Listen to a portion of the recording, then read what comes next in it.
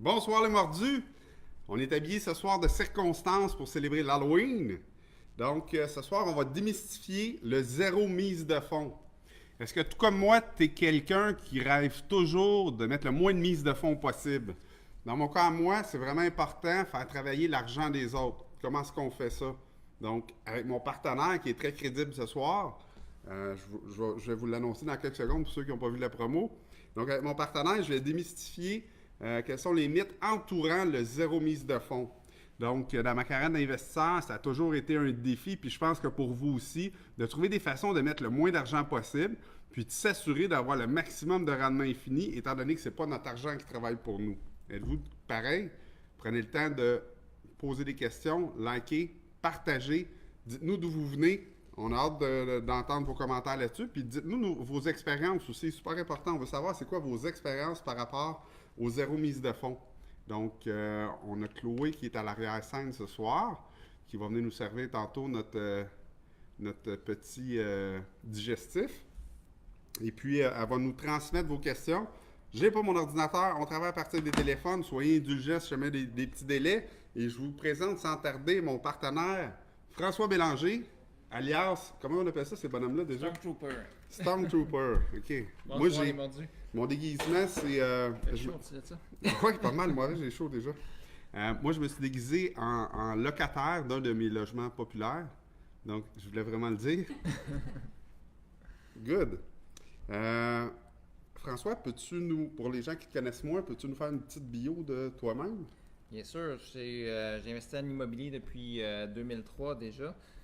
J'ai acheté du multilogement, fait des flips, location, achat. Maintenant, je suis partenaire avec toi dans Sedma Finance. Ouais. Donc, je m'occupe des affaires du prêt privé. Good. Qu'on aide les investisseurs à faire du financement pour leurs projets. Donc, ta mission doit ressembler un petit peu à la mienne. Pas mal la même. On aide les gens à se libérer financièrement grâce à l'investissement immobilier. Fait nouveau aussi à l'arrière, Sedma Finance, donc l'entreprise que François dirige. Capital Immo privé, si vous avez de l'intérêt à mettre de l'investissement via vos REER, CELI, FER, CRI, et etc., etc. Donc, c'est un bon produit pour ça. On va mettre les liens dans le fil de commentaires. N'oubliez pas, je vais le faire moi-même. Je n'ai pas partagé. Est-ce que vous avez partagé? Donc, je vais aller partager ça très rapidement. On utilise notre téléphone cette fois-ci. Comme je vous dis, il va peut-être avoir une petite longueur. Là, on n'est pas habitué. C'est la première fois qu'on le fait comme ça. Bon, je suis en live. Et que je suis beau, je ne m'étais pas vu. Partager. Non. Partager statut.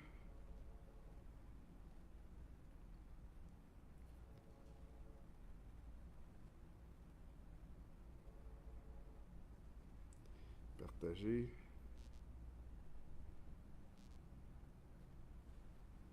Et repartager encore. Journal d'un ami. Publier.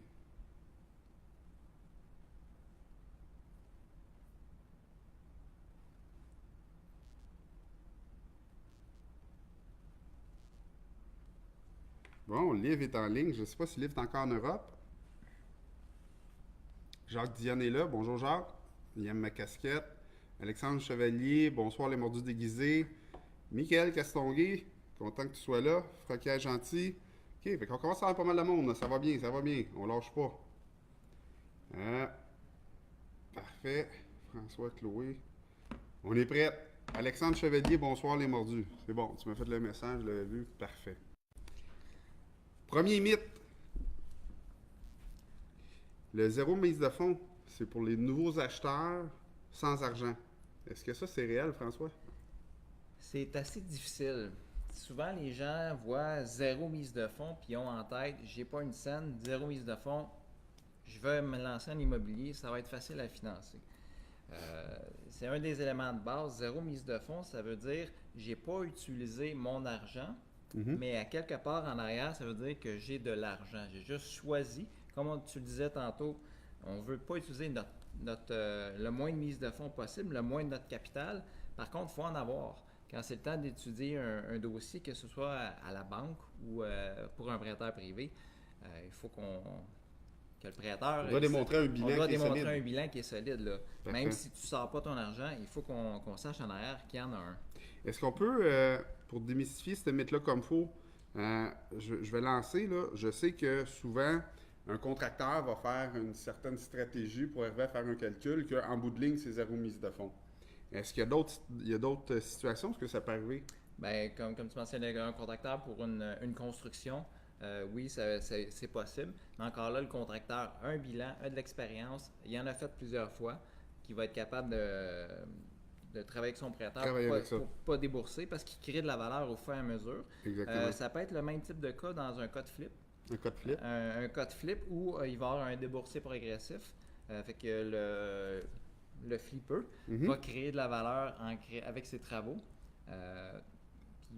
Puis s'il y a eu un très bon deal, puis ça, c'est un autre élément. La clé numéro 1, ça prend un bon deal. Ouais. On n'a pas le choix. On n'a pas le choix. S'il n'y a pas de bon deal, il n'y a pas de zéro mise de fonds. S'il n'y a pas de bon deal, il n'y a pas de zéro mise de fonds. Parce que tout est calculé sur la base de la valeur économique ou de la valeur marchande. De la valeur marchande, selon le cas.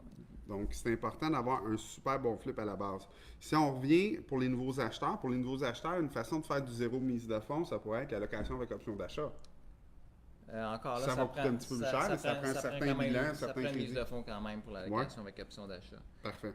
Une autre chose aussi, zéro mise de fonds peut être des garanties collatérales. Oui. Ça peut être une garantie sur ton immeuble à toi, sur un immeuble d'un parent, d'un proche, d'un associé. OK, on va juste ralentir un peu. Juste pour que les plus débutants comprennent. Donc, moi, je trouve un bon deal.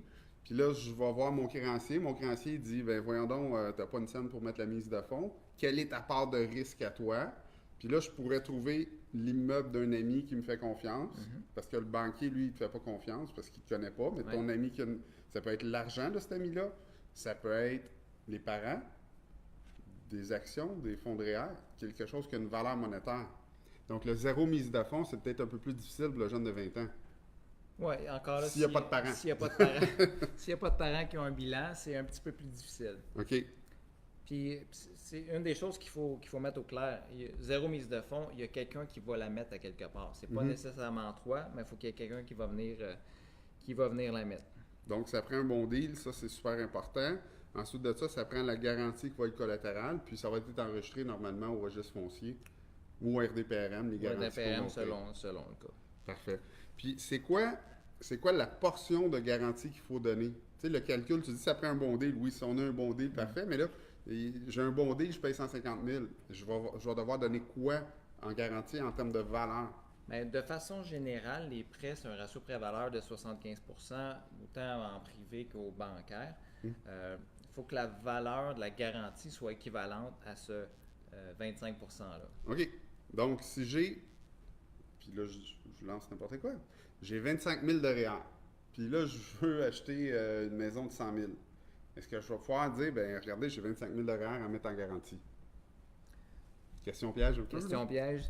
En théorie, non. En théorie, non. Donc, le REER n'est pas une valeur saisissable, donc on ne peut pas le donner en garantie.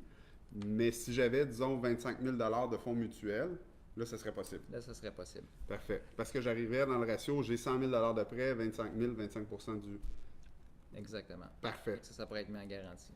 Good. Un autre point que je voulais clarifier pour les nouveaux, un zéro mise de fonds, si on n'a pas d'argent, puis on n'a pas un bon deal, puis on n'a pas un bon plan de sortie, ça ne serait pas rendre service à l'investisseur de le laisser faire la transaction. De le laisser faire la transaction. Parce qu'au bout de l'année, une fois que le terme est fini, il faut la rembourser, la mise de fonds, si on l'a financé au privé.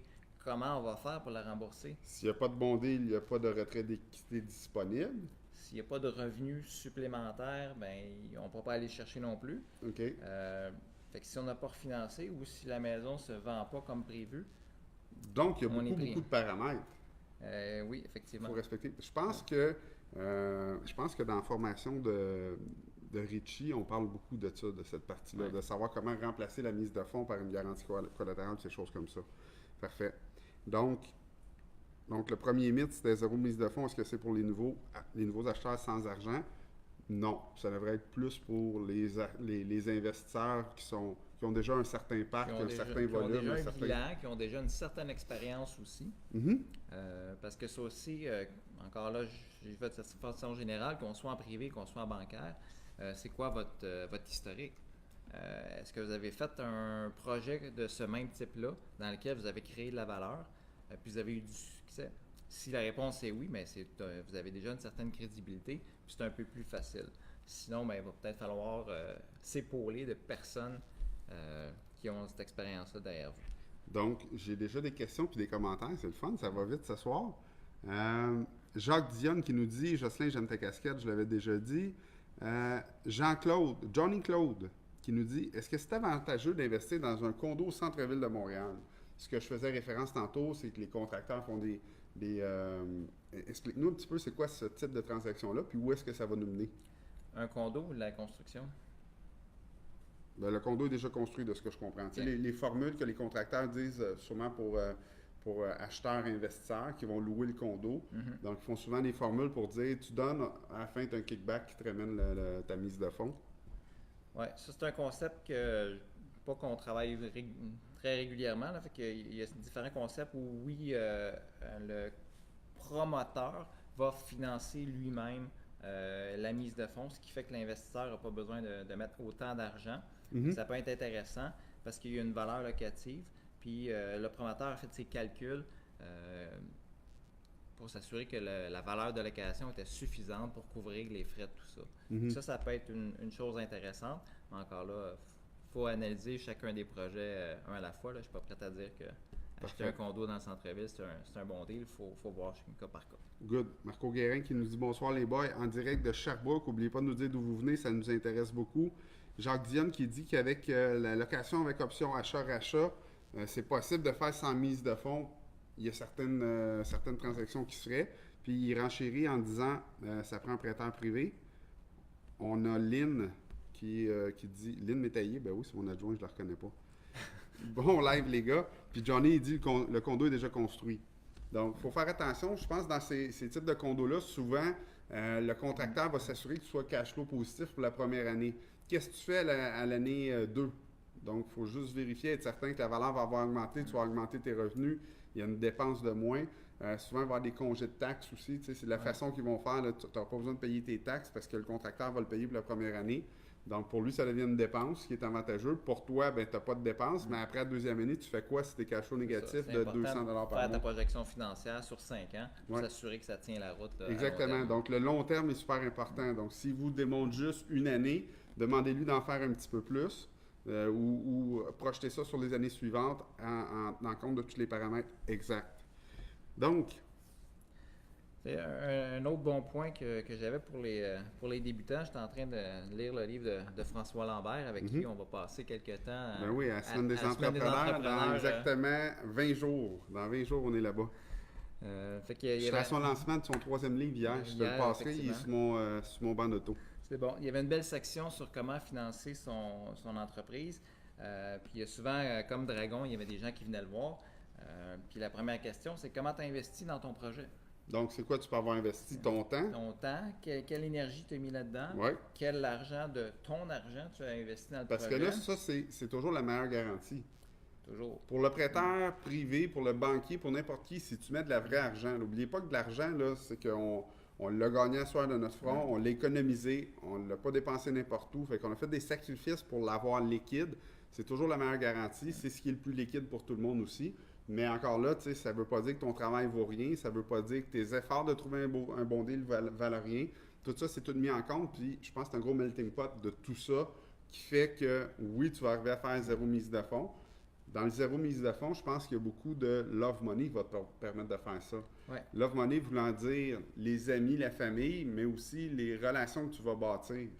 Donc, si tu bâtis des bonnes relations avec des investisseurs qui, eux, vont dire, ben moi, je vais mettre l'argent, je te fais confiance, tu as juste à aller le projet de l'avant, mais c'est une forme de 0 mise de fonds. Donc, il y a plein de petites astuces comme ça, puis il y a plein de relations à bâtir pour être certain. Là, je ne sais pas si ça dérange si j'enlève mon chapeau avant que je transfère, ça me coule dans les yeux. Qu'est-ce que tu en penses? Parce que tu as fait un effort. J'ai fait mon effort. Merci les mordus. Le monde l'aimait, je vais la laisser sur le coin dans ce cas-là. Je la remettrai à la fin. On n'a pas peur. Je vais la remettre pour closer. Et voilà. Ça, sinon, je vais être tout tremble, je vais transpirer. Avant d'aller voir une banque ou des partenaires, commence par toi. Ben, ça c'est justement super important. Qu'est-ce que tu apportes, toi, au deal? Tu as trouvé un deal. C'est quoi ta contribution au deal? On a parlé d'argent. Si tu n'as pas d'argent, avant d'aller voir un partenaire, c'est important de savoir quelle expertise que tu apportes dans le projet. Puis, je vais en mettre un petit peu plus encore. Prépare ton pitch. Tu sais, moi, souvent au bureau, je vais pitcher à François ce que je vais aller jaser. Là, François, il voit bien que je m'assieds dans son bureau, c'est pas pour rien. Souvent, je vais le faire debout. Puis là, je fais comme si j'essayais d'y vendre mon projet. Puis là, il me dit, ouais, ben ça fait pas mon affaire, ça n'a pas de sens. De la façon dont tu dis ça, tourner de telle façon. Fait que va le pitcher à ta conjointe, à ton ami, à ton partenaire, tes gars dans la chambre de hockey, mais pitch-les à plusieurs reprises. Pitcher étant, comment est-ce qu'on dit ça? En français, pitcher, vends-le. Vends-le. Vends-le. Donc, sors ton pitch pour qu'il soit parfait. Puis pratique-le. Oui, pratique-le plusieurs fois. Un bel argument qu'on a aussi On l'entend souvent. On l'entend souvent. Ma femme veut pas qu'on mette la maison en garantie. Parce que souvent, les investisseurs sont plus gros actifs, souvent même dans 90% des temps, c'est la résidence personnelle. Donc, où est-ce qu'on habite? On est obligé de se loger, donc on va se loger durant plusieurs années. Puis à un moment donné, il y a une équité qui se crée sur cet immeuble-là, puis cette équité-là peut être facilement donnée en garantie. Je pense qu'après l'argent, la résidence familiale, ça devient la meilleure garantie à donner. Pourquoi? Bien parce que si tu ne te rends pas au bout de tes paroles, si tes calculs ne sont pas bons, tu risques quelque chose qui est important comparativement à si tu donnes, je ne sais pas moi, une maison que tu as acheté zéro mise de fonds parce que tu n'as pas mis de sueur et d'effort. Donc, ça va être important de faire attention à ça. Qu'est-ce qu'on fait pour convaincre la femme? C'est ça, quelques éléments là-dessus. Il y a plusieurs perspectives. Un, du point de vue du prêteur, si tu mets ta propre maison en garantie, évidemment, tu es un peu plus convaincant. Tu te mets au bat. Puis de l'autre côté, du point de vue du conjoint, que ce soit l'homme, la femme, mais qu'est-ce que ça implique avoir la maison en garantie? Puis ça, c'est peut-être une partie que les gens comprennent Puis je pense pas nécessairement. Si c'est vraiment la femme qui ne veut pas mettre en garantie, parce que moi je dis souvent, si ta femme ne te fait pas confiance, demande à ton prêteur ou ton banquier de te faire confiance. Tu sais, commence par convaincre ta femme qu'elle a confiance en tes compétences, en tes calculs, à ce que tu fais, puis ensuite de ça, tu pourras convaincre quelqu'un d'autre. Deuxième des choses, ça ne veut pas dire que je vais automatiquement toujours mettre ma maison dans une garantie où est-ce que je ne veux pas mettre d'argent de ma poche. Je vais essayer de donner mes autres garanties avant, mais jamais je vais aller dire à un prêteur, ben je peux pas, ma femme, elle veut pas. Je viens de démontrer que ma femme, elle pense que je vais me planter en faisant de l'immobilier. Ça n'a aucun sens. Donc... Mais l'autre partie que je voulais clarifier, qu'est-ce que ça veut dire mettre la maison en garantie? Là, oui. Si on prend un cas typique d'un flip. Bon, on fait un flip de 200 000. On est allé chercher du zéro mise de fonds. Okay. On l'a payé 200 000. Il y a des 50 000 de travaux à faire. Donc, ça prend un total de 250 000? Bien, plus, un petit peu plus que ça pour près de 250 000, plus la partie d'équité. Disons qu'il y avait un 100 000 d'équité dans la maison. Parfait. Fait qu'on a mis la maison en garantie. Si les choses vont bien, pas de problème. Si les choses vont pas bien, qu'est-ce qui peut se passer? Qu'est-ce qui peut arriver? Bien, disons que... Dépassement de coûts des travaux. Dépassement de coûts, ça se vend plus longtemps, ça prend plus de temps à vendre. Donc, c'est plus long à supporter, coûte plus d'argent. Disons que les coûts, dans notre exemple, 250 000, on réussit à la vendre à 245 000. Fait qu'on a perdu 5 000 par rapport à notre prêt. Peut-être plus de frais, mais mettons ça simple. On est à perte de 5 000. OK. On ne vient pas nécessairement de perdre la maison. On avait un actif qui vaut 245, on a 250 à rembourser. On va vendre la maison, rembourser le 245 qu'on a eu, moins les frais, peu importe ce qui va rester. Ce qui va arriver, c'est que la garantie sur la maison va s'appliquer. Il va rester un solde jusqu'au temps où on va rembourser la totalité. On ne vient pas nécessairement de perdre notre maison. Il y a des ententes qui peuvent se faire avec le prêteur. Ouais. Mais c'est pas un automatique. C'est pas un automatisme, là. C'est parce qu'on va vendre la maison. Si la maison couvre les frais ou break-even, au moins, ça laisse le prêteur dormir sur ses deux oreilles. Une autre chose qui est importante, si votre femme n'a vraiment pas confiance, ou l'inverse, si votre mari n'a pas confiance en vous, si vous êtes une femme, je ne veux pas faire de discrimination, éduquez votre mari ou votre femme. Peut-être c'est juste parce qu'il ne savait pas ça. Donc, prenez le temps de l'éduquer comme il faut, amenez-les dans des soirées, qui voient qu'il y a beaucoup de gens qui font ça, que vous n'êtes pas le seul énergumène dans votre salon le soir au lieu d'écouter District 31. de cruncher des chiffres, d'essayer de faire des deals immobiliers. Fait qu'il faut juste qu'elle comprenne qu'il y a une grosse communauté de mordus, il y a une grosse communauté d'investisseurs immobiliers, puis que vous n'êtes pas le seul à faire ça, là, puis que c'est pas juste dans les émissions de télé là, que ça fonctionne. Donc, super important, la femme ne veut pas, éduquez-la, elle va vouloir. J'ai Antoine Moret, bonsoir depuis Paris. So, on est international ce soir. J'ai Richard Bérubé qui est à Montmagny. Ray Junior Courtemanche qui me dit: tu fais bien d'enlever ta tuque, on s'en va au Mexique bientôt. Oui, Ray Junior va être avec nous autres. François Lavage, Ray Junior, fait qu'on va vraiment avoir une belle brochette. Super excitant. Mordu d'immobilier qui sera des nôtres au Mexique. Guillaume Fournier, ben oui, tu vas être là toi aussi? Il me l'avait même pas dit. Guillaume, il est venu nous voir en direct, il est à l'arrière-scène. Il fait.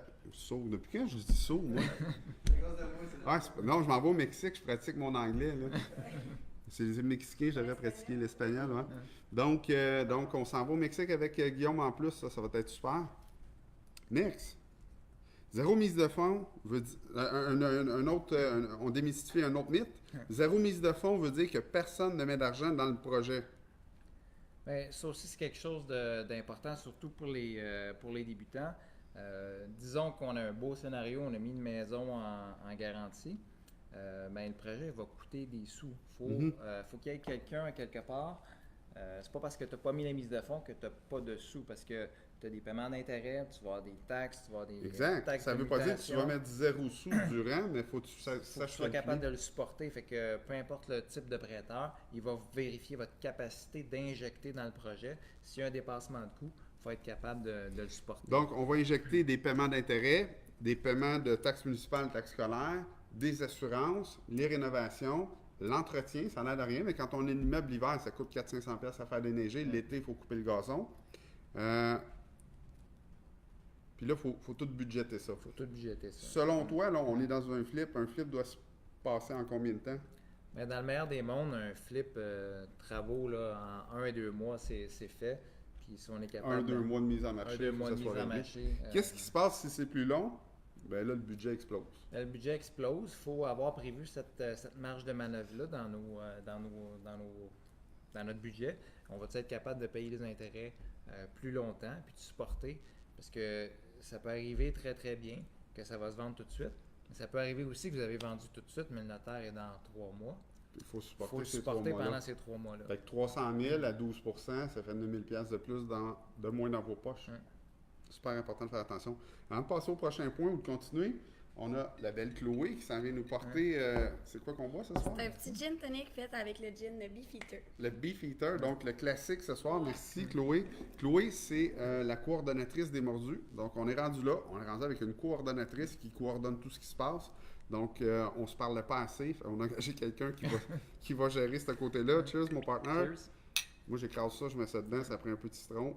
C'est Patrice Ménard me montrer à faire ça, mais pas dans du gin.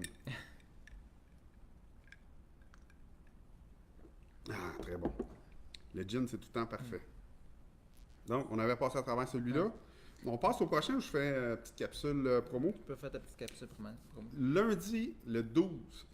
Mardi le 5.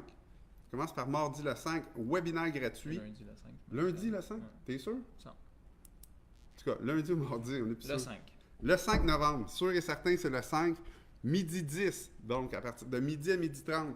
Midi 10, je donne webinaire calculateur de valeur économique. Donc, si vous ne savez pas calculer la valeur économique, il faut vraiment s'inscrire à ça. Chloé est en train de mettre le lien, je suis sûr. Super important à savoir. C'est la base si vous voulez faire de l'investissement immobilier. En multilogement. En multilogement. Si vous ne savez pas calculer la valeur économique, vous ne saurez pas combien vous pouvez emprunter. Vous ne savez pas combien vous pouvez emprunter, mais là, ça vient tout défaire les calculs de rentabilité. Super important, ça c'est le 5, c'est gratuit. Et la semaine d'après, le 12. Dans ce cas-là, il y a des frais, mais c'est une super belle soirée. Je suis patron d'honneur à la Fondation Marie-Ève Saunier depuis maintenant 7 ans. Chaque année, on a un souper spécial, 5 services. Donc, ça commence vers 6 heures. On est 10 invités par table, puis il y a un invité surprise à chacune des tables. Donc, l'invité surprise, c'est une personnalité de la scène artistique québécoise. Donc, on va avoir 60 personnalités artistes dans la salle. Je n'ai pas le droit de le dire, mais j'ai reçu la liste aujourd'hui. Je suis vraiment excité. François, tu as participé l'an passé. Oui, c'est une très, très belle soirée. Ça vaut vraiment la peine. Reçu d'impôts. Pas ça. Ce que je fais pour être un peu différent de tous les autres, je réserve plusieurs tables à l'avance, puis je permets à mon réseau, à mon cercle, au mordu. Donc, je vais inviter mes meilleurs collaborateurs d'affaires à s'asseoir à chacune des tables, puis je vais vous permettre de réseauter avec eux. Donc, il va y avoir un lien aussi. On va peut-être mettre courriel à Lynn. On n'avait pas de lien pour ça. On va mettre le courriel à Lynn. Donc, je vais envoyer un petit courriel à Lynn. Elle va vous envoyer toute l'information. Si vous voulez, venez vous asseoir avec moi. François Lambert va être là. Oh, j'ai dit une des personnalités. J'avais pas le droit. François Bélanger, mon partenaire, va être là, ainsi que tout mon réseau d'affaires proche, Olivier Paré, des prêteurs privés, des banquiers, des évaluateurs, des inspecteurs, des notaires, donc tous ceux que vous avez besoin pour arriver à faire des bonnes transactions immobilières, d'être créatif, puis de passer à l'action rapidement. Donc, si vous voulez venir, c'est vraiment une soirée à ne pas manquer. J'avais juste ça à faire? Ouais. On passe à l'autre? On saute? Pour une chance de succès, qu'est-ce que vous devez avoir pour une chance de succès à zéro mise de fonds? Zéro mise de fonds, on s'entend qu'on est quand même dans la haute voltige des montages financiers. C'est super important d'avoir un dossier de crédit irréprochable. Quand vous allez vouloir exécuter votre plan de sortie, s'il y a quelque chose qui ne marche pas au niveau de la banque, vous avez un crédit so-so, ça va accrocher, ça ira pas bien. Pour le dossier de crédit, super important, ayez des alertes. Moi, je paye pour les deux. Crédit TransUnion et Equifax. Pourquoi? Parce que les gens, souvent, ils viennent nous voir et ils disent « Ah, je pense pas que mon crédit est bon. » Puis finalement, on réussit à les convaincre de regarder. Le crédit n'est pas si pire que ça. Ça prend une cote de crédit en quoi et quoi, là? Bien, la plupart des institutions, c'est 650 et plus. Entre 650. 750. Puis ça ne veut pas dire qu'à 6,25, ça passe pas. Ça va prendre plusieurs autres compléments. Il va falloir une meilleure liste de to-do pour arriver à closer. Mais on arrive à closer à partir de 625. Puis 650 et plus, généralement, c'est un no-brainer. Si vous êtes en haut de 700, bien, cassez-vous même pas la tête avec ça, tout est parfait. Ce qu'il faut éliminer du dossier de crédit, les paiements en retard, puis diminuer le ratio d'endettement le plus possible. Très important. Good. Le revenu, c'est un autre bon point. Ouais. On a parlé tantôt des coûts de supporter. On parlait de 9 000 sur un dépassement de 3 mois. C'était un gros projet. Si vous déclarez des revenus de 12 000 par année, ça va être difficile, ça va être difficile de faire passer votre dossier.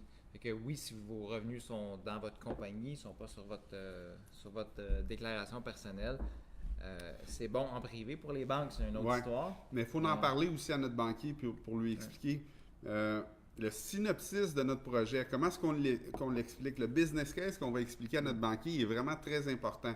Si vous donnez toute la documentation bien montée à votre banquier, lui, il n'est pas au courant de l'histoire. Il faut vraiment prendre le temps, dites-lui exactement tout ce qu'il a besoin de savoir pour qu'il soit capable de le débattre. Dites-vous, c'est pas le gars au bord du bureau qui prend la décision.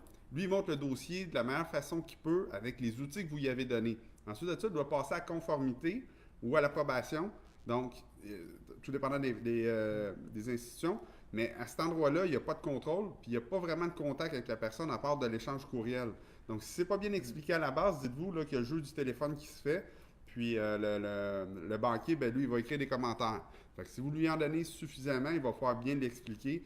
Dites-le, si jamais il y a un dépassement de coût, voici comment je vais m'y prendre. Si jamais c'est plus long à vendre, voici mon plan B, mon plan C. Donc, super important. Il y a un autre point, pas avoir beaucoup de dettes. Mais là, on s'entend, pas avoir beaucoup de dettes. Dans mon de cas, dette à la consommation. Dans ton cas, tu es investisseur, tu as probablement, comme moi, quelques millions de prêts. C'est des dettes, mais c'est des bonnes dettes. Ouais. Par contre, carte de crédit, marge de crédit, tout ça, c'est à zéro. À Payer à éliminer. chaque mois le plus possible. Ça fait vraiment. Moi, j'avais beaucoup de difficultés avec mon crédit parce que je roulais, il y a quelques années, mon entreprise avec mes cartes personnelles. Donc, j'avais 3 cartes personnelles, puis tu sais, ça va vite, on investit, on a plein de projets. J'utilisais mes cartes personnelles pour aller sur le registre foncier, pour commander de l'équipement au bureau. Puis là, tout le monde commandait par Internet avec mes cartes. J'avais aucun contrôle de ce qui se passait. Mes ratios d'endettement étaient tout le temps élevés. Puis à un moment donné, je me suis fait refuser un prêt, une location d'auto. Donc, je dis à Adam, mais voyons donc, on ne peut pas me refuser une location d'auto. Je suis investisseur immobilier, mon crédit est A1. Mais elle dit, tu ne seras pas capable de payer, ton crédit il est trop surendetté. Fait qu'on calcule que tu seras pas capable de la payer. Je fais, ben voyons donc, qu'est-ce qui vous fait dire ça?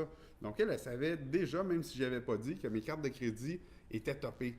Sauf que ce qu'elle ne savait pas, c'est que je payais le solde total de mes cartes 3 fois par mois. Donc, quand j'ai su ça, ben, j'ai eu une porte de sortie en disant, ben, écoute, si je te démontre que le mois passé, je les ai payés au complet 3 fois, es-tu capable de convaincre ton département de crédit de m'octroyer le prêt? Elle m'a rappelé 1 heure après, puis elle a dit, viens chercher ton auto. Ça, je suis super content. Mais ça, c'est un autre bon truc. Justement, quand vous dépassez le 50% d'utilisation de votre carte de crédit, c'est des red flags, là. Fait qu'il faut ajuster Ouais. ça. Moi aussi, quand je faisais des gros travaux à la maison, on payait la carte plusieurs fois par mois. Parce que oui, on veut ramasser les points, c'est le fun. Ouais. Mais on laisse pas dépasser le solde de plus de 50% de votre capacité. Super important de ne pas arriver quand ils vont prendre le print mensuel pour dire voici l'état de compte cette journée-là, que ça ne soit pas en haut de 50%. Don d'équité comme mise de fonds, si un membre de la famille vous veut un immeuble en bas de la valeur marchande, la différence peut être considérée comme une mise de fonds. Est-ce que c'est vrai? Est-ce que c'est faux? Oui, ça c'est vrai, puis c'est une belle façon de le faire. C'est sûr que si mon oncle, vous avez arrivé avec une lettre, mon oncle m'a donné 100 000 pour mise de fonds. Puis mon oncle n'est pas crédible. Ben, peu importe si mon oncle n'est pas crédible, c'est difficile à faire avaler. Par contre, si mon oncle décide de vous vendre son 6 logements, parce qu'il est très généreux, puis c'est un immeuble qui vaut 800 000, puis il vous le vend 600, ben, là, vous venez de générer votre mise de fonds. OK. Parce que la différence entre la valeur marchande puis le prix qui vous le vend, comme c'est de la famille, ça peut être considéré comme une mise de fonds. Donc, ça va réduire de beaucoup la mise de fonds. Donc, ça peut être quelque chose d'intéressant si c'est une transaction qui se passe à l'intérieur des membres de la famille. Donc, allez voir les mononcles et ma tante qui sont sur le bord de la retraite. On a tout un mononcle et une ma tante qui est célibataire.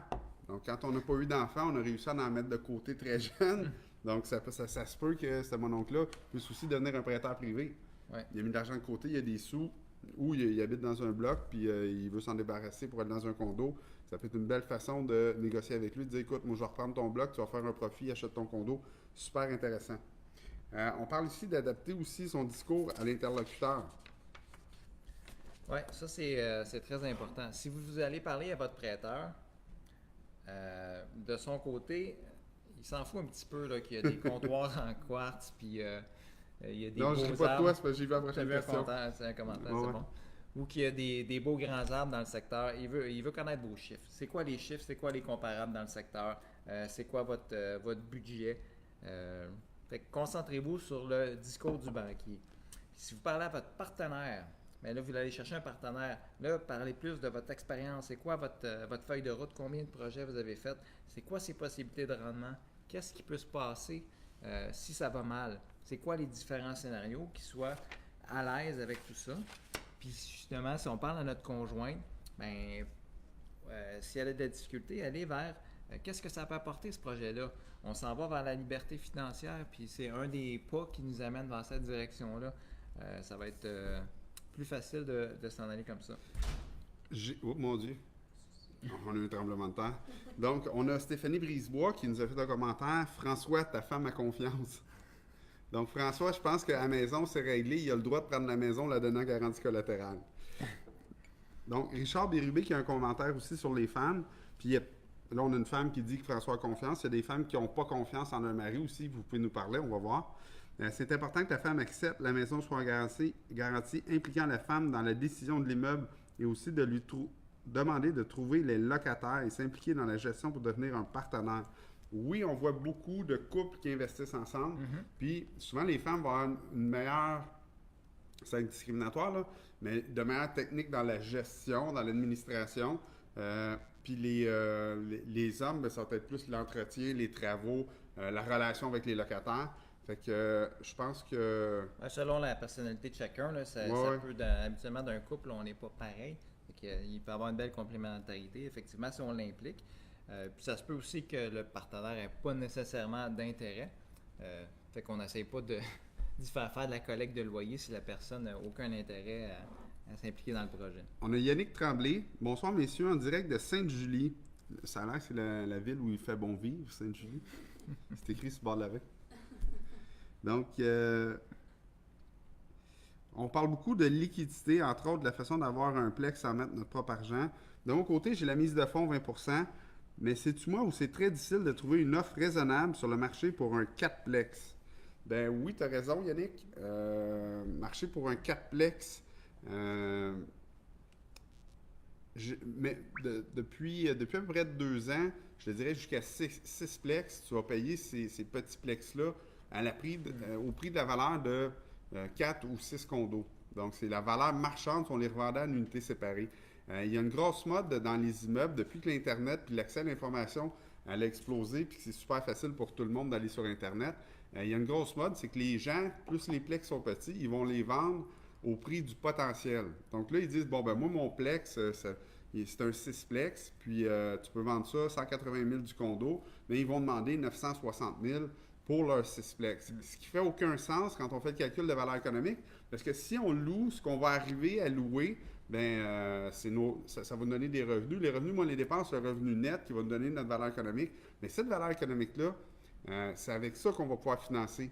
Donc, la valeur économique va nous dire qu'on a une valeur de 700 000. Donc, le banquier va nous passer 75 ou 80 de 700 000. Puis, comment est-ce qu'on va faire? Je pense qu'elle a besoin d'un coup de main. Ouais. Tu sais c'est où? Et voilà. OK, parfait. Petit problème technique. Donc, valeur économique, super important. De savoir m'en aller où avec ça, je me suis déconcentré de ça. Il y a un écureuil qui est passé, puis c'est fini, il n'y a plus rien, je ne sais plus où je suis. Donc, c'est ça, le 4-plex. Oui, le 4-plex, c'est cher. Ce que je vais te suggérer de faire, va dans le plus gros plex. 8, c'est encore un petit peu présent. 10, 12, ça n'arrivera pas. Sinon, il va falloir que tu travailles à aller chercher des reprises de 4-plex. Il va falloir que tu magasines longtemps. Parce que oui, il y a beaucoup de gens qui se disent, je vais prendre une chance, je le mets sur le marché. Si je prends mon poisson, tant mieux. Sinon, ben, mais laisse-toi pas décourager là-dessus. Ben, c'est ça, faut la question encore, c'est ça. Sur le marché, tu n'es pas obligé d'acheter des immeubles sur le marché. La moitié des immeubles que j'achète n'étaient pas sur le marché. Ouais. Donc, c'est une job de négociation puis de vente. Effectivement, trouver l'acheteur qui est motivé et qui n'est pas encore là, l'immeuble avec un potentiel. Puis je pense qu'on a un beau cours à la faculté avec Ludwig là, qui... Oui. L'appel qui nous permet justement de faire des appels de cold call. Il était pour la première fois à faculté ce samedi. Je vous le dis, tout le monde a vraiment été époustouflé. On était super au restaurant après, puis on parlait juste de ça. De la façon où ce qui arrive à avoir un rendez-vous avec un vendeur potentiel qui ne voulait pas vendre. Donc, il se met en contact avec lui par téléphone. Il obtient un vendeur dans les 2-3 prochains jours très rapidement. Puis, il nous explique comment faire pour prospecter avec cette personne-là pour arriver à lui faire comprendre que c'est peut-être dans son intérêt de vendre maintenant. Donc, super belle formation. Il faut peut-être travailler un petit peu plus fort qu'il y a quelques années, mais il y a encore moyen de trouver des deals. Ils sont juste pas... ils attendent pas sur la rue avec une petite lumière clignotante, deal, venez me chercher. Non, ça, il y en a pas. Il faut les trouver. Jacques Dionne qui dit « On se croirait à tout le monde en parle. » Wow! Ben oui, c'est parce que Guillaume Lepage était juste un petit peu en avance sur moi. C'était mon concept à moi, ça. Yannick Tremblay qui me parle de 10-11% de rendement, ou tu peux peut-être préciser ta question? En attendant, Farid Ali. J'ai un duplex qui me rapporte 2450 par mois et je veux m'acheter un 5plex. Que me suggérez-vous, les pros? Bien là, si ça a rapport avec le zéro mise de fonds, oui, ton 4plex va pouvoir te permettre d'avoir une garantie collatérale suffisante si tu trouves un bon deal sur le 5plex. Ouais. C'est quoi, quels sont les paramètres là? Ben, ça dépend de l'équité qui est disponible. Fait qu'il y a quelques scénarios possibles. On peut vendre, puis récupérer presque 100% de l'équité qui était disponible. On peut le refinancer au maximum. Ben, l'idéal, c'est de le garder.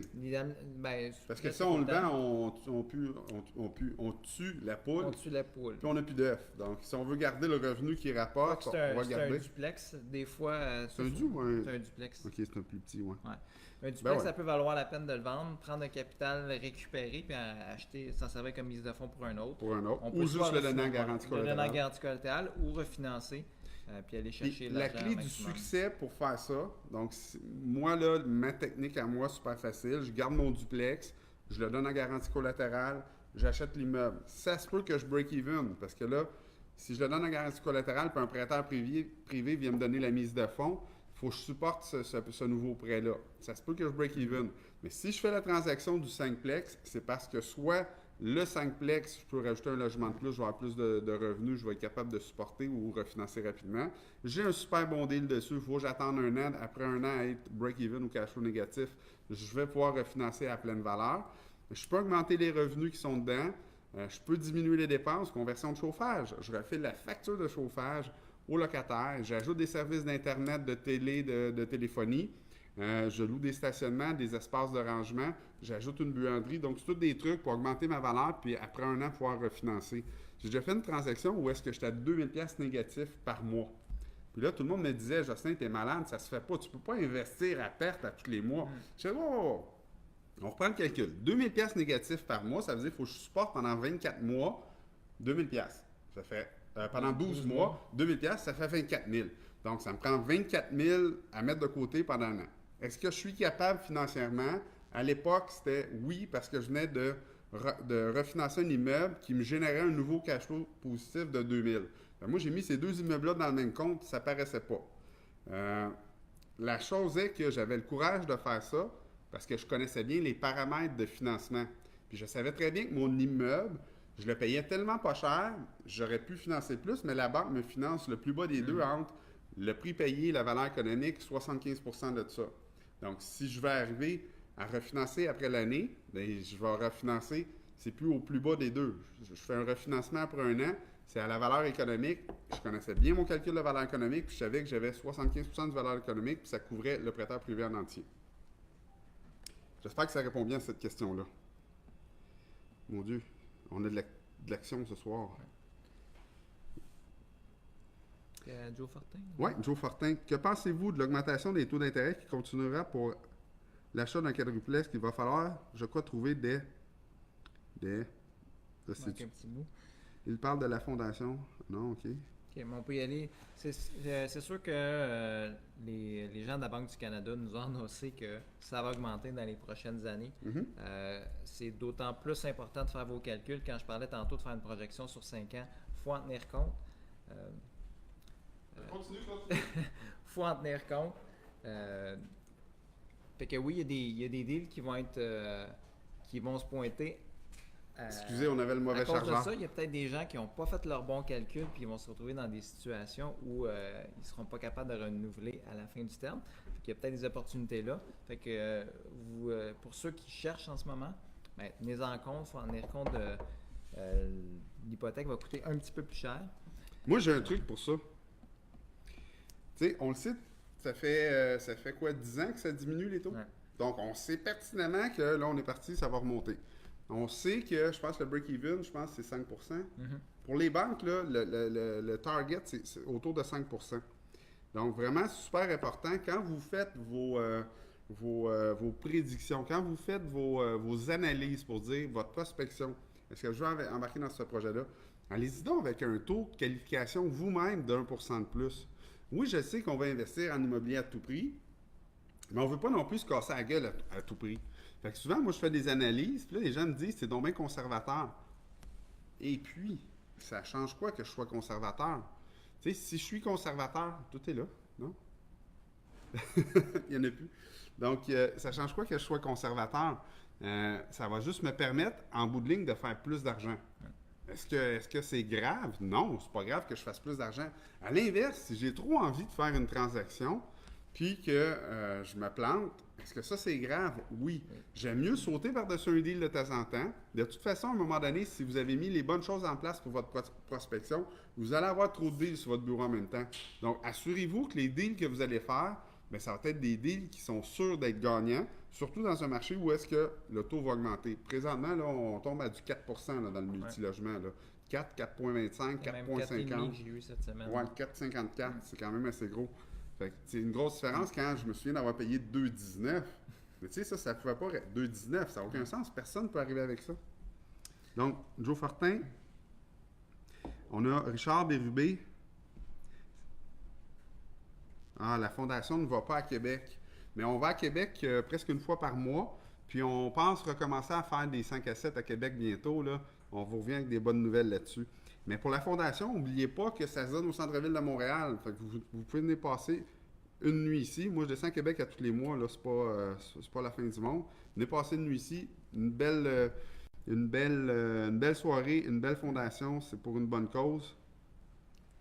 Là, ça va vite un peu. Hein? Oui, Gabriel. Ça revient tout. Quel est le cheminement idéal pour bien commencer dans le milieu, les flips, petits plex, investisseurs privés? Ça, je dirais que c'est pas mal dépendant de chacun. C'est sûr que pour plusieurs, le flip, c'est une belle façon de bâtir du capital. Cependant, il faut être bon à faire des flips. Le profil de flip, le profil d'investisseur de Plex long terme, C'est pas la même c'est game. pas la pantoute. même game du tout. Moi, je suis vraiment pas bon dans les flips. François, il est très bon dans les flips. Donc, tu sais, c'est pas les mêmes types de gens qui vont arriver à faire, à tirer leur épingle du jeu dans ces choses-là. Il faut faire attention. Fait que la première question à se poser, c'est quel type d'investisseur on est. Qu'est-ce qui nous fait vibrer? Parce que c'est quand même important. On fait de l'immobilier parce que c'est payant, mais on fait de l'immobilier parce qu'on aime ça. Il faut pas s'écœurer de ça. Tu sais, il y a des gens que la relation avec les locataires, c'est très difficile. Il y a plein de solutions pour pas vivre avec ses locataires. On se grouille à avoir plusieurs portes, on met un intermédiaire, on met toutes sortes d'outils en place, des boîtes vocales, des choses comme ça, des courriels. Contactez-moi juste par courriel, ça va aller plus vite. Mais répondez rapidement aux courriels. Donc, ça peut être des façons de tasser les locataires. Moi, c'est les rénaux que j'aime pas. J'aime pas ça. Donc, tu peux pas faire un flip sans faire au moins un minimum de rénaux. Donc, essayer de poser un cadre, pour moi, c'est minimum 8 trous, 2 quarts de tabac. Fait que j'en fais plus, j'ai enlevé ça de ma vie. Ludwig Lapelle qui nous dit, c'est un rendez-vous le 1er décembre, solide live les gars, avec des flammes et un petit pouce, c'est parfait. Judith Bilodeau, merci pour ce live. Allô les gars, allô Judith. Johnny Claude, combien de temps ça prend pour vendre un duplex afin de refinancer pour acheter un 5plex? Mais si tu vends à juste prix, ça va se vendre rapidement. Afin de vendre un duplex afin de le refinancer pour acheter un 5plex. La question n'est pas claire, là, mais ce que je comprends, c'est que tu as ton duplex, tu veux le refinancer pour acheter un 5plex. Si tu amènes toute la documentation chez Senma Finance, en général, en dedans de 48 à 72 heures, tu vas avoir une réponse verbale. Puis en dedans d'à peu près une semaine et demie, tu vas avoir accès aux liquidités. Est-ce que je me trompe? C'est pas mal ça. J'en ai fait quelques-uns dans ma vie. Puis si c'est pour le revendre, ben c'est ça. Ça dépend de quel marché tu es. Il y a des endroits où c'est très très chaud. À Si on va sur le plateau Mont-Royal puis tu demandes le bon prix, une à semaine, l'intérieur c'est d'une réglé. semaine, c'est vendu, puis le notaire... Puis à quelques semaines plus Saint-Césaire, tard, un duplex, ben, ça peut prendre un an à vendre. ouais, C'est pas péjoratif, là, c'est juste le marché c'est comme une ça. réalité du marché. Philippe Jean, bonjour. Faut-il vraiment faire son premier achat dans une zone qu'on connaît parfaitement? Car sur l'île, ça semble plus compliqué de trouver un deal qu'en région. Merci pour le live. Donc, est-ce que c'est plus difficile? Je ne croirais pas. Puis est-ce qu'on a vraiment besoin de connaître parfaitement la région? Il y a beaucoup d'outils qui nous permettent. Mais on n'a pas besoin d'être là physiquement, mais c'est important de connaître sa région. Sinon, comment tu fais pour identifier un deal si tu ne connais pas ta région? Mais moi, je connais pas Montréal, mais je sais que si je suis à 200 mètres d'une bouche de métro, pas trop de trouble. Tu connais Il y a certains des paramètres. indices. Ouais. Ouais, il y a certains paramètres que je connais où je peux pas me tromper. Mais si je vais à Tétroville, il n'y a pas de métro, là. Non. Si je vais à Tétroville, j'étais un peu fourré. Tu sais, ça se peut que je me plante, que je connaisse pas le bon secteur, que je connaisse pas les rues. Fait que poser beaucoup de questions, aller jaser avec le gars du dépanneur. Assurez-vous qu'il y a certains paramètres de respecter. La bouche de métro, le transport en commun, c'est toujours important. Les écoles, les stationnements. Parler avec les agents immobiliers qui sont actifs et qui connaissent très bien le secteur. Et c'est non des celui bons qui alliés. vous vend l'immeuble, lui, il veut absolument vous le vendre. Mais c'est vrai que son jugement peut être un petit peu biaisé. Ouais. Ça, on en parle-tu? Ouais. OK. Tu veux que je le présente? Ouais, vas-y. Parfait. À travers tout ça, là, on vient de parler qu'on peut remplacer une mise de fonds par d'autres choses. Le produit de Senma Finance est expressément conçu pour ça. Dans le fond, c'est une recette qui est super simple. Tu prends un immeuble que tu as déjà, tu t'adresses à un prêteur privé, tu lui dis sur cet immeuble-là, malheureusement, je peux peut-être pas avoir de financement bancaire, mais regarde, j'ai un sacré deal sur celui-là. Je ne devrais pas avoir besoin de mise de fonds. Donc, c'est un peu ça le mythe. Sur cet immeuble-là, je ne devrais pas avoir besoin de mise de fonds, mais je dois me commettre, donner quelque chose à garantie. Je vais te donner celui-là, puis je vais acheter celui-là avec l'argent que tu vas me donner. Le prêteur privé va trouver que c'est une excellente idée, un excellent projet. Donc, c'est logique, ça fait du sens. Ensuite de ça, il va regarder les paramètres descendre. Donc, c'est le service que tu vas pouvoir offrir chez Senma Finance. Ouais, définitivement. On a l'histoire de Johan qu'on a publié dernièrement, qui ressemblait un peu à ça. Ouais. Donc, on a pris un autre actif. On a l'histoire de Pierre-Luc, Jeffrey, David, qu'on a vu aussi en live l'automne passé, le printemps passé. Oui, mais on a même, tu sais, on a Patrick McNamara avec son partenaire Sébastien. Mhm. Ça fait, je pense qu'on est rendu à leur 6-7e immeuble qu'on finance avec eux. Ça, c'est un autre bon En point. 18 mois. En 18 mois, c'est des gars qui ont... Tous les 2 mois, ils font un dossier. Tous les 2 mois, ils font des transactions. Ils commencent à avoir une belle relation avec nous. Ils ont développé la confiance parce qu'ils font des bons achats. Ils démontrent qu'ils font des bons achats. Ils refinancent. Qu'on est capable de travailler rapidement avec eux. Exactement. Puis Donc, puis c'est faire un... des choses un petit peu plus spéciale qu'avec Créative. Créative, oui, créative parce qu'ils ont démontré l'expérience. C'est un des premiers points qu'on parlait, de développer la relation avec notre prêteur privé ou avec notre bailleur de fonds. Une fois qu'on a fait quelques transactions avec cette personne-là, c'est sûr que la confiance s'installe. Si à chaque fois c'est un succès, si à chaque fois c'est payé rubis sur l'ongle, si à chaque fois qu'il y a un problème, on est les premiers avertis, les prêteurs privés, c'est sûr et certain qu'on prend ça comme de la bonne foi. Donc, s'il y a de la bonne foi dans le dossier, ça va bien aller. Ça, on le fait. Donc, Philippe qui nous demande l'effet de la montée des taux sur la valeur des immeubles locatifs. La formule est très simple. Dès que tu augmentes le taux, tu viens affecter négativement la valeur économique. Attends, j'ai perdu Philippe, moi, là. C'est bon. Il manque Ah, juste OK, un P. il manquait un P. Philippe. Philippe!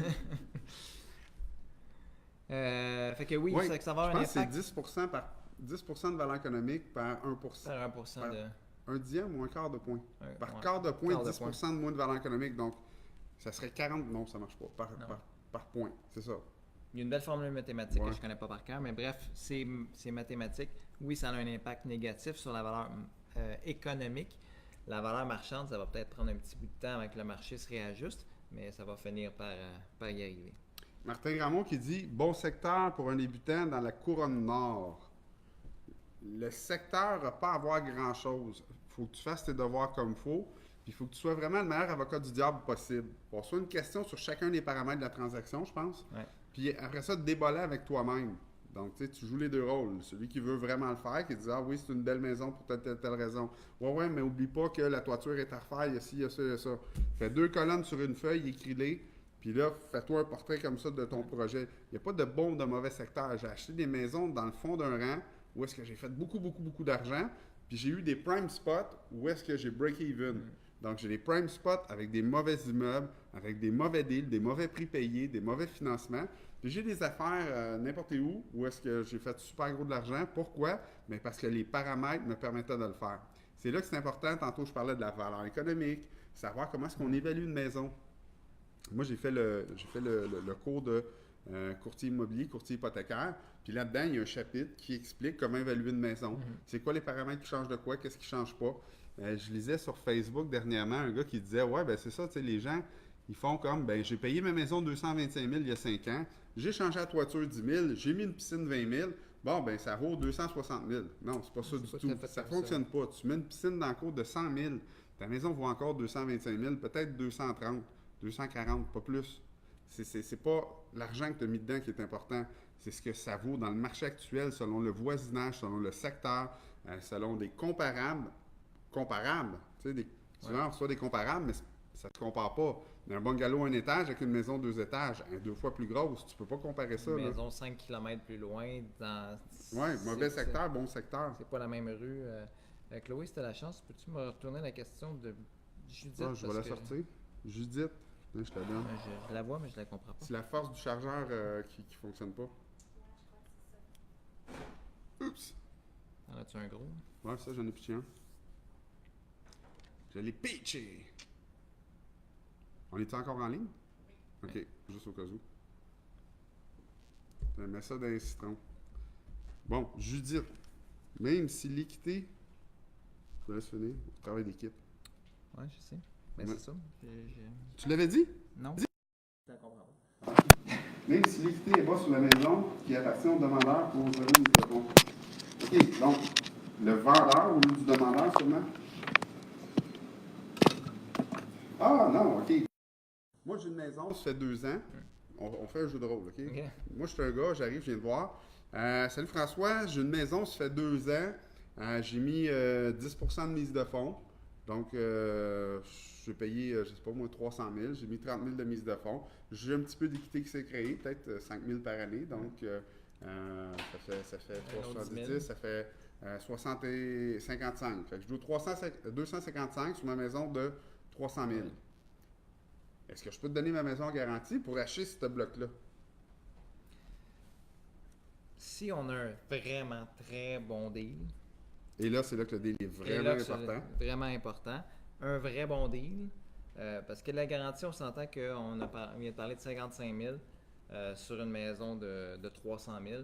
Dans les faits, quand on fait une analyse de risque, c'est très peu. Si on a besoin de vendre demain matin, il faut payer. C'est toujours comme ça que le calcul va se faire. Là. C'est quoi le risque? Qu'est-ce qui arrive si ça va mal? Il faut payer le courtier, il faut payer la détention. Il ne reste plus rien. Ça fait que la valeur de la garantie est assez mince. Par contre, il faut que le deal soit très, très, très bon. Puis si le deal est très bon, bien là, ça peut peut-être réussir à solidifier la chose. Encore là, votre prospection, de toute façon, la base de l'investissement immobilier, c'est la prospection. Super important, si vous prospectez bien, vous allez ouvrir plein de possibilités au niveau des profits que vous allez faire, au niveau des plans de sortie que vous allez avoir, au niveau des financements créatifs que vous allez pouvoir faire, puis au niveau de... Y en a-tu un autre? Il n'y en a pas d'autre. C'est pas mal ça. La prospérité que vous allez avoir. La prospérité, exactement. Donc, vraiment important. On a Martin Grandmont. Merci, wow, Jocelyn, c'est gentil. Judith Bilodeau, merci pour la réponse. Oh, on a un bec, on va se séparer à deux. Il y en a juste un. Marc-André L, c'est quoi votre plus belle expérience personnelle d'achat zéro mise de fonds? Je te laisse commencer, je ferai la mienne après. Mon dernier projet de financement que j'ai fait, mon dernier flip que j'ai fait, j'avais justement des investisseurs qui me faisaient confiance, qui me prêtaient directement. Fait que j'avais la mise de fonds qui venait directement de mes investisseurs. Je suis allé chercher un prêt privé pour la balance. Comme j'avais de l'argent qui venait de mes investisseurs, ben j'étais considéré comme quelqu'un qui mettait une mise de fonds. Mes investisseurs, ils n'avaient pas demandé d'hypothèque. Fait que ça paraissait pas nulle part. J'ai déposé l'argent, j'ai mis un prêt privé par-dessus. Fait que de mon côté, j'ai sorti zéro de mes poches. C'est un projet qui était quand même super le fun. Mes investisseurs ont fait de l'argent, le prêteur a fait de l'argent, puis j'ai fait Combien ça de l'argent, là? On veut savoir des chiffres? Il ne veut pas le dire? Non, ben c'est... OK, moi je vais donner des chiffres dans ce cas-là. Parce que c'est les chiffres, j'ai été te voir dans ton bureau aujourd'hui. J'ai acheté un 8 logements, zéro mise de fonds il y a 7 ans.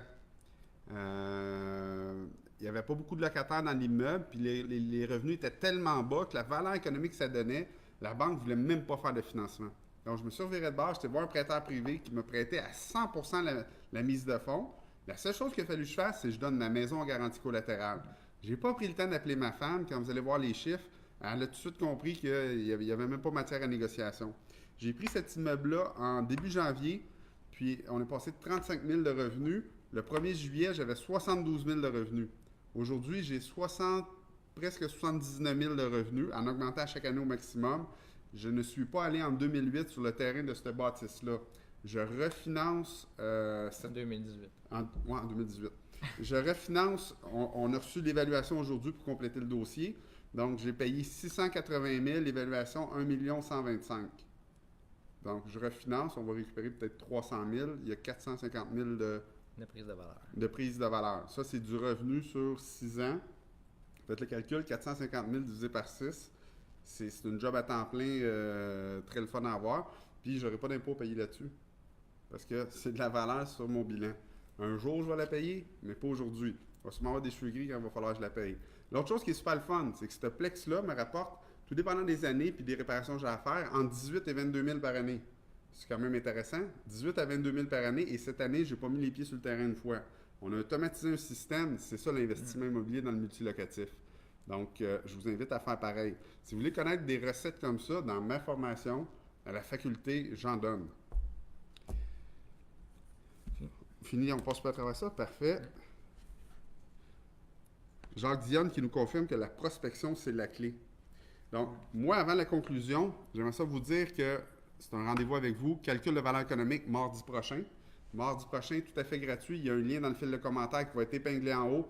Inscrivez-vous tout de suite, qu'on puisse bien se préparer à tout vous recevoir via l'application web. L'autre chose, Fondation Marie-Ève Saunier, le 12 novembre, c'est vraiment un rendez-vous. Tous mes meilleurs contacts, les transactions que je vous parle, là, les gens qui m'ont aidé à faire ça, ils vont être là. C'est devenu des amis avec le temps, puis ils encouragent ma fondation.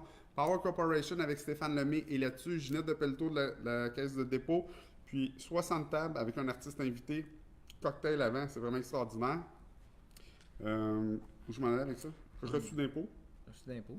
Puis le plus important, c'est qu'on joint l'utile à l'agréable. Les mordus sont invités à partager 5 tables au total. Donc sur ces 5 tables-là, mes meilleurs contacts, Puis, vous, si vous voulez participer à une bonne cause, puis nous rencontrer, puis passer un 4-5 heures avec nous autres à réseauter, puis à faire du bon contact. Donc, 1er Patrick décembre. Lebreu, félicitations. 1er décembre? Oui, la faculté des mordus. On n'a pas parlé beaucoup aujourd'hui, c'est encore loin.